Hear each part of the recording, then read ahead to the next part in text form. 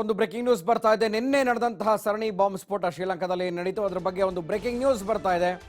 Bomb ಸ್ಫೋಟದಲ್ಲಿ ಕರ್ನಾಟಕದ ಮತ್ತಿಬ್ಬರು ದುರ್ಮರಣಕ್ಕೆ ಈಡಾಗಿದ್ದಾರೆ ಅನ್ನುವಂಥ ಮಾಹಿತಿಯನ್ನ ಶ್ರೀಲಂಕಾದ ಪೊಲೀಸ್ ಮೂಲಗಳು ತಿಳಿಸಿದ್ದಾವೆ. ಖಚಿತ ಮಾಹಿತಿಯನ್ನ ಕೊಟ್ಟಿದ್ದಾವೆ. ನೆಲಮಂಗಲ ಮೂಲದ ಕೆಜಿ ಹನುಮಂತಪ್ಪ ಮತ್ತು ರಾಜಪ್ಪ ಬಲಿಯಾಗಿದ್ದಾರೆ.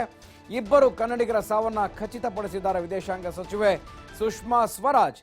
2 ದಿನಗಳ ಹಿಂದೆ ಶ್ರೀಲಂಕಾಗೆ ಪ್ರವಾಸಕ್ಕೆ ತೆರಳಿದ್ದಾರೆ. ಸುಮಾರು 8 ಮಂದಿ ಕನ್ನಡಿಗರು, ಮಾರೇಗೌಡ, ಶಿವಕುಮಾರ್, ಲಕ್ಷ್ಮೀನಾರಾಯಣ್, ಪುಟ್ಟರಾಜು ಸೇರಿದಂತೆ 6 ಮಂದಿ ನಾಪತ್ತೆಯಾಗಿದ್ದಾರೆ. ಸೊ ಇಲ್ಲಿ ನಿನ್ನೆ ಏನು ಬೆಳಗ್ಗೆ 8:15 ಸಮಯದಲ್ಲಿ ನಡೀತು, ಆ ಶಾಂಗ್ರಿಲಾ ಹೋಟೆಲ್ನ ರೂಮ್ ನಂಬರ್ 618 ಮತ್ತು 619ರಲ್ಲಿ ಈ ಕನ್ನಡಿಗರು ತಂಗಿರ್ತಾರೆ ಅನ್ನುವಂಥ ಖಚಿತ ಮಾಹಿತಿ ಲಭ್ಯ ಆಗಿದೆ. ನಿನ್ನೆ 3 ಕನ್ನಡಿಗರ ಸಾವನ್ನ ಖಚಿತಪಡಿಸಿದ್ರು ವಿದೇಶಾಂಗ ಇಲಾಖೆಯ ಸಚಿವೆ ಸುಷ್ಮಾ ಸ್ವರಾಜ್. ಇದೀಗ ಮತ್ತಿಬ್ಬರು ಕನ್ನಡಿಗರ ಸಾವನ್ನ ಖಚಿತಪಡಿಸಿದ್ದಾರೆ.